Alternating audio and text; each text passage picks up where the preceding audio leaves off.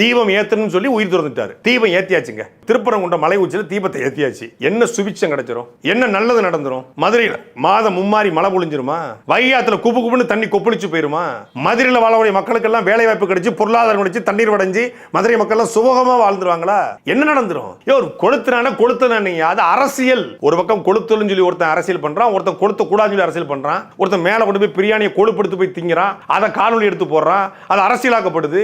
இங்க அரசியல் பண்ணதுக்கு வேற வழி இல்ல. குஜராத்ல போனா அங்க ஒரு முழக்கம் வைப்பானுங்க, அயோத்திக்கு போனா அங்க ஒரு முழக்கம் வைப்பானுங்க. இங்க வேல்வேல் வெற்றி வேலுமா, இங்க முருகனை கையில் எடுப்பான். மேற்கு வங்காளத்துல ஓம்காளி ஜெய்காளிமா, அங்க பூரி ஜெகநாதர ஒரிசால இது பண்ணுவான், அங்க ஜெய் ஸ்ரீராமா உத்தரப்பிரதேசத்துல. இப்படி ஒவ்வொரு ஊருக்கும் எதை கையில் எடுத்தால் அரசு செய்ய முடியுமோ என்று அதை கையில் எடுப்பான். இங்க ஜெய் ஸ்ரீராமன வேலை நடக்காது. இங்க ஜெய்காளி ஓம்காளிக்கு வேலை இல்ல, இங்க பூரி ஜெகநாதருக்கு வேலை இல்ல, இங்க சாய்பாபுக்கு வேலை இல்ல. அப்ப முருகனை கையில் எடுத்தா அதை வச்சு அரசியல் பண்ணா அதை ஓட்டாக்கலாம். தமிழ் கடவுள் தமிழர்களின் கடவுளா கொண்டாடப்படுறானே அதை கையில் எடுறா.